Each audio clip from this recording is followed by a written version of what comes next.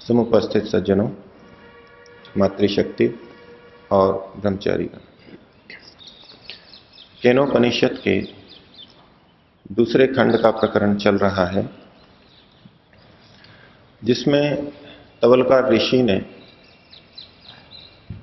अपने शिष्य को ये समझाया कि तुम जो ईश्वर के बारे में जानते हो वो बहुत थोड़ा जानते हो, और जो जानते हो वो तुम्हारे लिए मीमांस्य है। अभी उसकी और मीमांसा करो और विवेचना करो।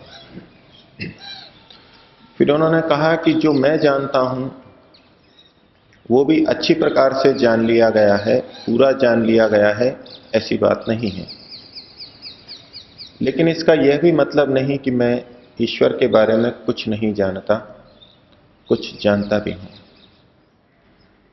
फिर उन्होंने कहा कि ये मेरी ही बात नहीं, और भी जो मेरे जैसे व्यक्ति हैं, ऋषि हैं, वो भी कोई परमात्मा को पूरा पूरा नहीं जान पाए हैं, सुविदित नहीं हो पाए हैं, लेकिन फिर भी वो परमात्मा के बारे में बहुत कुछ जानते हैं। अब शिष्य को वो और आगे उपदेश दे रहे हैं कि ये जो परमात्मा को जानना है, ये अच्छी प्रकार से जानना, जितना हम लोगों ने जाना है उतना कैसे संभव है, और किस ज्ञान से हम मुक्ति को प्राप्त कर सकते हैं। परमात्मा की प्राप्ति के लिए परमात्मा का ज्ञान हम चाह रहे हैं, तो वो ज्ञान वास्तव में कौन सा होगा जो हमें मुक्ति तक पहुंचाएगा। उसके लिए इन्होंने श्लोक कहा, प्रतिबोध विदितम मतम अमृतत्वम ही विंदते। प्रतिबोधेन विदितम प्रतिबोध विदितम। प्रतिबोध के द्वारा जो जाना गया है। बोध का मतलब सामान्य ज्ञान होता है, जो कि हम इंद्रियों के माध्यम से प्राप्त करते हैं, देख करके, सुन करके। पांचों ज्ञानेंद्रियों से जिस ज्ञान को प्राप्त करते हैं वो बोध है। तो ऋषि अपने शिष्य को कह रहे हैं कि जो ज्ञान तुमने अभी तक पाया है परमात्मा के बारे में, वो बोध है। तुमने सुना है परमात्मा के बारे में, तुमने इस सृष्टि को देखा है, उस सृष्टि को देख करके कुछ निष्कर्ष निकाले हैं। इस व्यवस्था के पीछे कोई शक्ति, कोई संचालक, बुद्धिमान संचालक अवश्य होना चाहिए। ये जो जितना सारा ज्ञान पाया है ये बोध है। लेकिन परमात्मा को यदि पाना है तो प्रतिबोध करना होगा। और कहा, प्रतिबोध विदितम ज्ञानम अमृतत्वम ही विंदते। इस प्रतिबोध के द्वारा जो ज्ञान प्राप्त किया जाता है वो अमृतत्व को, मुक्ति को, अमरत्व को प्राप्त कराता है। तो प्रतिबोध का अर्थ है वह ज्ञान जो व्यक्ति अंतर्मुखी होकर के प्राप्त करता है। एक वो ज्ञान है जो हम इंद्रियों से बहिर्मुखी होकर पाते हैं, ये बोध हुआ। और जब अंतर्मुखी होकर के मनुष्य योगी समाधि में बैठता है और अंदर से जो ज्ञान प्राप्त करता है वो है प्रतिबोध। और ईश्वर का ज्ञान वस्तुतः उसी प्रतिबोध के द्वारा होगा और वही ज्ञान तुम्हारे को मुक्ति तक पहुंचाएगा।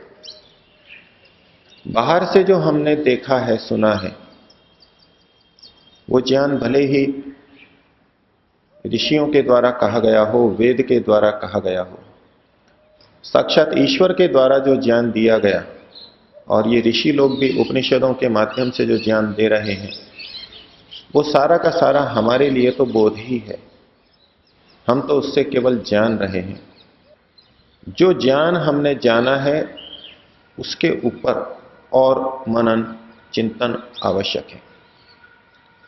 जैसे ध्वनि और प्रतिध्वनि शब्द हम सुनते हैं, उत्तर और प्रत्युत्तर शब्द सुनते हैं,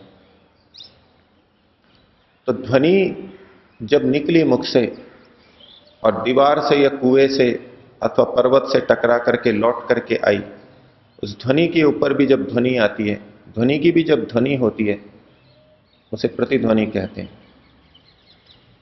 प्रत्युत्तर है कि उत्तर का भी जो उत्तर दे दिया जाए उसको प्रत्युत्तर कहते हैं, पलट करके उत्तर देना। तो जो बोध हमने प्राप्त किया है देख करके, सृष्टि को देख करके अथवा वेद आदि उपनिषद आदि शास्त्रों को पढ़ करके, उस बोध का भी बोध करना है। उस बोध के ऊपर भी प्रश्न उठा करके विवेचना करनी है, मीमांसा करनी है। फिर जो निकलेगा वो होगा प्रतिबोध। और ये प्रतिबोध अंतर्मुखी होकर के एकांत में बैठ करके चिंतन मनन से आएगा। और ये हर व्यक्ति को अपना अपना करना होगा।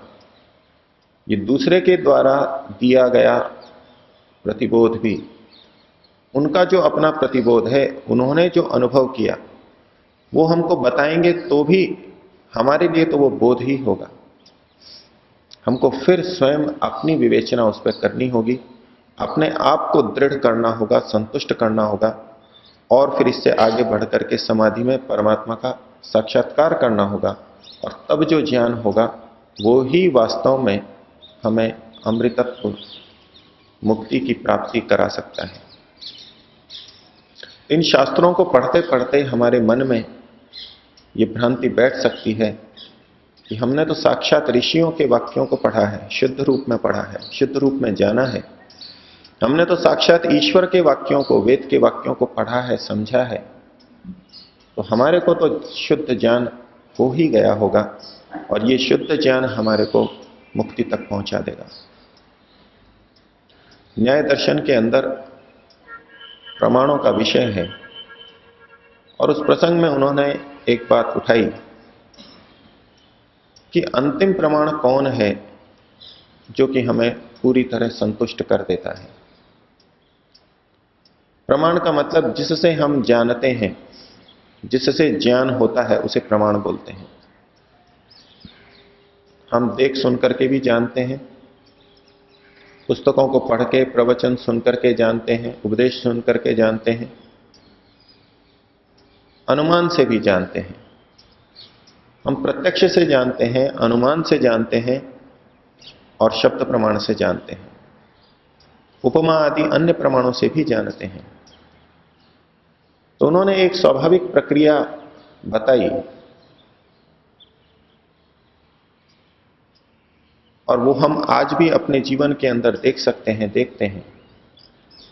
उन्होंने कहा, पहले हम सुनते हैं किसी वस्तु के बारे में, यानी शब्द प्रमाण का प्रयोग करते हैं कि ये वस्तु ऐसी ऐसी है। इस संदर्भ में लेंगे तो परमात्मा के बारे में हमने सुन लिया, परमात्मा ऐसा ऐसा है। तो व्यक्ति सुनकर के चुप नहीं रह जाएगा, उसकी ज्ञान की पिपासा, ज्ञान को पाने की इच्छा, वस्तु को पाने की इच्छा सुनने मात्र से पूरी नहीं होती। किसी बच्चे को किसी खेल के पार्क के बारे में बताया जाए, खिलौनों के बारे में बताया जाए, वो सुनने मात्र से संतुष्ट कभी नहीं होगा। सुनने के बाद में अगली प्रक्रिया होगी, वो कुछ अनुमान करेगा कि जिस वस्तु के बारे में ये बताया जा रहा है, कहा जा रहा है, वो कैसी हो सकती है, वो हो भी सकती है या नहीं हो सकती है, वो अनुमान करेगा। तो शब्द से सुनने के बाद में व्यक्ति की स्वाभाविक प्रक्रिया वो अनुमान करेगा, कुछ विवेचना करेगा। लेकिन अनुमान के द्वारा भी यदि निश्चित हो जाए कि वो वस्तु है और ऐसी ऐसी होगी, तो भी वो रुकेगा नहीं, वो अब उसको पाने का प्रयास करेगा। और जिस दिन वो उसको पा लेगा, तब उसकी उस वस्तु की खोज, उसको जानने की इच्छा समाप्त हो जाएगी। जब वस्तु प्रत्यक्ष हो गई, पूरी तरह उसके बारे में जान लिया, तो अब न तो उसके लिए शब्द की आवश्यकता है, न अनुमान की आवश्यकता है। प्रत्यक्ष के आगे और किसी प्रमाण की आवश्यकता नहीं होती। तो किसी वस्तु को जानने की प्रक्रिया प्रत्यक्ष पर जाकर के समाप्त हो जाती है। तो ऋषि उसी को आधार बना करके यहां पर हमको कह रहे हैं कि जो तुमको बोध हुआ है प्रत्यक्ष से, अनुमान से, सामान्य रूप से सुन करके, अनुमान से, और बाह्य इंद्रियों से प्रत्यक्ष करके, बाह्य इंद्रियों से प्रत्यक्ष करके भी जो हमने ईश्वर को जानने का प्रयास किया, वो अनुमान के द्वारा किया। अनुमान हमेशा प्रत्यक्ष पूर्वक ही होता है। हमने सृष्टि की वस्तुओं को प्रत्यक्ष में देखा और उसके पीछे छुपे परमात्मा का अनुमान किया। ये परमात्मा का प्रत्यक्ष नहीं हुआ। तो ऋषि कहना चाहते हैं कि इतना बोध मात्र तुमको अमृतत्व की प्राप्ति नहीं करा सकता। तुम चाहे जिंदगी भर पढ़ते रहो या जन्म जन्मांतर तक पढ़ते रहो, सुनते रहो, अनुमान करते रहो। कैसे होगा उसके लिए कहा, प्रतिबोध विदितम मतम अमृतत्वम ही विन्दते। प्रतिबोध के द्वारा विदित किया गया वो परमात्मा, जाना गया जो बुद्धि बनेगी, वही अमृतत्वम ही विन्दते, अमृतत्व को प्राप्त कराती है। और क्या होता है वहां पर इस प्रक्रिया के अंदर, उसको अगली पंक्ति में कहा, आत्मना विन्दते वीर्यम विद्यया विन्दते अमृतम।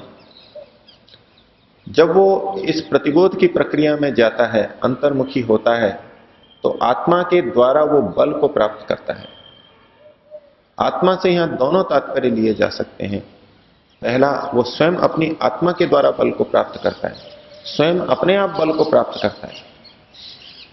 अब दूसरों का बल, दूसरे मनुष्यों का बल, दूसरे मनुष्यों का ज्ञान, दूसरे मनुष्यों की प्रेरणा यहां काम नहीं करती। बाहर की प्रेरणा, बाहर का ज्ञान एक सीमा तक काम करेगा। उसके बाद में जब ये प्रतिबोध की प्रक्रिया में जाएगा, तो आत्मना विन्दते वीर्यम, वो स्वयं अपने आप बल को प्राप्त करेगा। और ये उसका अपना अनुभव होगा, स्वयं उस दृढ़ता को प्राप्त करेगा। आत्मना विन्दते वीर्यम। और आत्मा का अर्थ यहां दूसरा परमात्मा भी लिया जा सकता है कि जब वो प्रतिबोध की प्रक्रिया में जाएगा, समाधि तक पहुंचेगा, तो परमात्मा के द्वारा उसको बल दिया जाएगा, परमात्मा के द्वारा उसको बल प्राप्त होगा। और उससे उसको इतनी दृढ़ता आएगी, इतनी निश्चितता आएगी कि वो इसी रास्ते पर चलेगा और आगे चल करके इसी ज्ञान के द्वारा, परमात्मा के द्वारा प्रदत्त ज्ञान के द्वारा विद्या विन्दते अमृतम, और उसी ज्ञान से वो अमृतत्व को प्राप्त करेगा। तो स्वयं स्वयं को जानने की प्रक्रिया, स्वयं को स्वयं जाने, बाहर का जितना उपयोग था उतना लें, उतना लेना आवश्यक है, लेकिन उसके बाद में स्वयं उसके ऊपर मनन, स्वयं उसका साक्षात्कार करना आवश्यक है। और वास्तव में वही हमारा प्रयत्न ईश्वर की तरफ, अमृतत्व की तरफ हमको लेकर के जाएगा।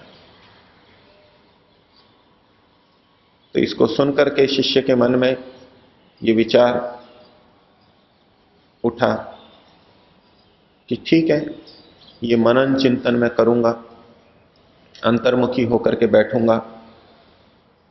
अभी तो मैं अध्ययन कर रहा हूं, अभी तो मैं युवा हूं, गृहस्थ में जाऊंगा, समाज के लिए कार्य करूंगा, राष्ट्र को अच्छी संतति दूंगा, और फिर वानप्रस्थ और संन्यास में जाकर के ये सब कार्य करूंगा। तो ऋषि उसको सावधान कर रहे हैं कि इतनी दूर की मत सोचो, अभी इसके लिए प्रयत्न करना आवश्यक है। अभी से प्रयत्न शुरू कर दो। जिस भी आश्रम में हो, जिस भी स्थिति में हो, उसी के लिए प्रयत्न करो क्योंकि इस जन्म में अगर परमात्मा को जान लिया तब तो ठीक है, और अगर इस जन्म में परमात्मा को नहीं जाना तो महान विनाश की स्थिति प्राप्त हो जाएगी। ऋषि कहते हैं अगले श्लोक के अंदर, इह चेद अवेदित अथ सत्यम अस्ति। अगर इस जन्म में तुमने ईश्वर को जान लिया तो सत्यम अस्ति, ठीक है,